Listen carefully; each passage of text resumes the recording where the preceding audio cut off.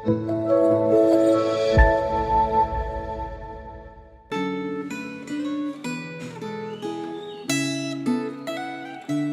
saudara sekalian, kembali kita bertemu di dalam Perenungan Gema. Hari ini kita akan membahas mengenai tema Allah yang hidup. Saudara, sebelum kita mendengarkan merenungkan firman Tuhan, saya mengajak kita siapkan hati kita untuk berdoa terlebih dahulu. Ya Tuhan, Allah Bapa kami yang di surga, kami mengucap syukur untuk kesempatan pagi hari ini. Kami boleh kembali datang di hadapan-Mu untuk bersekutu dengan Engkau melalui perenungan firman-Mu. Biarlah Tuhan yang boleh singkapkan segala yang terselubung, beri kami pemahaman pengertian akan firman-Mu. Dan terlebih lagi, biarlah kami boleh melakukannya dalam hidup kami. Berfirmanlah Tuhan, biarlah kami siap mendengarkan. Dalam nama Yesus Kristus kami berdoa. Amin.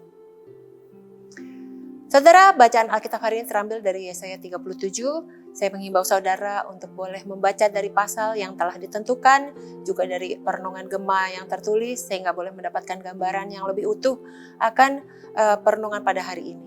Saya akan membaca beberapa ayat dari Yesaya 37, ayat ke-15 sedemikian dan seterusnya.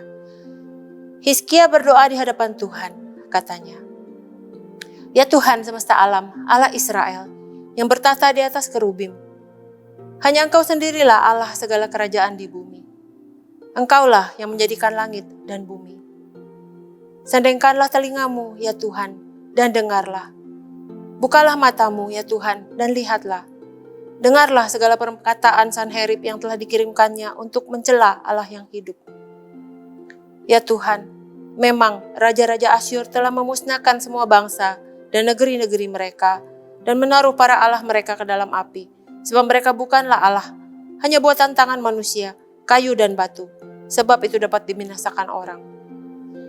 Maka sekarang ya Tuhan Allah kami, selamatkanlah kami dari tangannya, supaya segala kerajaan di bumi mengetahui bahwa hanya Engkau sendirilah Tuhan." Kemudian kita lanjut ke ayat 35 sampai 38. Tuhan berkata, "Dan aku akan memagari kota ini untuk menyelamatkannya, oleh karena aku dan oleh karena Daud, hambaku." Keluarlah malaikat Tuhan, lalu dibunuhnyalah 185.000 orang di dalam perkemahan Asyur. Keesokan harinya pagi-pagi tampaklah semuanya bangkai orang-orang mati belaka. Sebab itu berangkatlah Sanherib, raja Asyur, dan pulang, lalu tinggallah ia di Niniwe. Pada suatu kali, ketika ia sujud menyembah di dalam kuil Nisroh Allahnya, maka Adramelek dan Sadrezer, anak-anaknya, membunuh dia dengan pedang, dan mereka meloloskan diri ke tanah Ararat. Kemudian Esarhadon, anaknya, menjadi raja menggantikan dia. Saudara sekalian, pesan-pesan yang disampaikan Raja Asyur melalui juru minuman agung itu berisikan celaan dan hinaan kepada Allah yang hidup, sebagaimana yang kita baca di pasal 37. Raja Asyur itu dibutakan oleh kesuksesannya mengalahkan bangsa-bangsa lain, sehingga ia menjadi pongah dan menganggap Tuhan pun dapat dikalahkan oleh dirinya. Sikap Raja Asyur ini merupakan kesalahan besar karena Allah Israel adalah Allah yang hidup, yang berbeda dengan ilah-ilah bangsa lain yang dapat ia bakar saat ia mengalahkan bangsa-bangsa tersebut. Ilah-ilah itu dapat dibakar. Kenapa? Karena ilah-ilah itu adalah buatan tangan manusia yang tidak dapat berbuat apa-apa. Mereka hanyalah buatan tangan manusia yang tidak punya kekuatan apa-apa. Ilah-ilah itu hanya sekedar batu ataupun kayu belaka. Di lain pihak, Allah kita, Allah yang hidup, itu berbeda dengan ilah-ilah tersebut.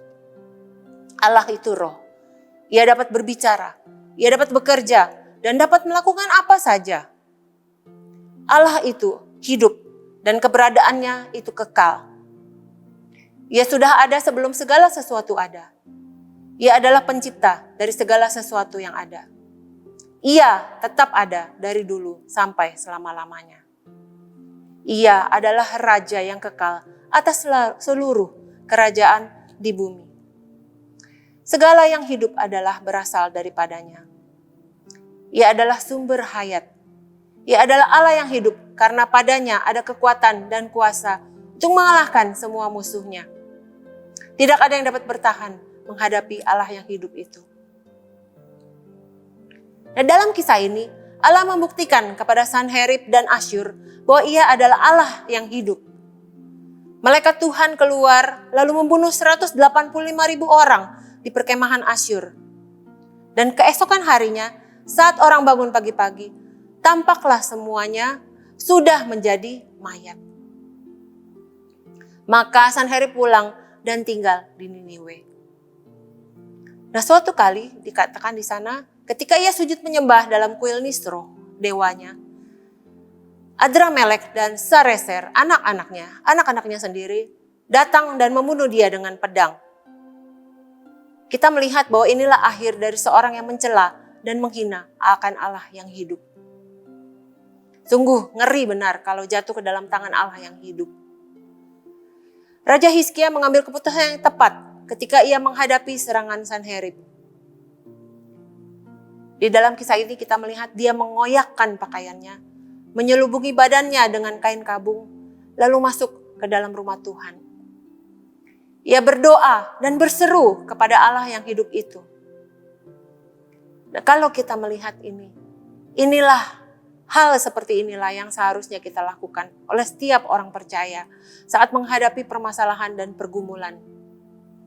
Tidak mencari pertolongan ke tempat lain, tidak mencari dukun, tidak mencari tanda-tanda, tetapi lebih dahulu mencari Tuhan dan berseru, memohon pertolongan daripada Tuhan. Tentunya tidak berarti bahwa kita tidak boleh menerima pertolongan manusia. Tetapi hati kita haruslah bergantung penuh dan percaya penuh kepada Tuhan, Sang Allah kita. Karena apa? Karena kita memiliki Allah yang hidup itu. Ia mendengar segala doa yang kita panjatkan. Ia berkuasa untuk menolong kita. Saudara sekalian, apakah saudara berseru dan berdoa kepadanya setiap saat? Atau saudara mengalihkan hati dan pandangan saudara kepada yang lain? Jika iya, kembalilah kepada Tuhan, Sang Hayat, Sang Sumber Hayat itu, yang hidup itu, yang mampu untuk melakukan segala perkara untuk kita, orang-orang percaya. Amin. Biarlah ini menjadi kekuatan dan penolong dalam kehidupan kita. Mari kita berdoa. Tuhan, sungguh kami bersyukur karena kami kembali diingatkan bahwa Engkaulah Sang Raja yang hidup itu, Sang Tuhan yang mampu ya Tuhan untuk mengalahkan segala perkara. Biarlah terus ya Tuhan Kau menjadi sumber kekuatan kami dan menjadi ya Tuhan seruan akan kami ya Tuhan di saat kami susah, sehingga Engkau boleh membuktikan bahwa Engkaulah Sang Penolong kami. Kami bersyukur, biarlah hidup kami ya Tuhan ke depan terus ya Tuhan senantiasa dalam pimpinan tangan pengasihan Tuhan. Dalam nama Yesus Kristus kami berdoa. Amin. Selamat menjalani hari. Tuhan Yesus memberkati.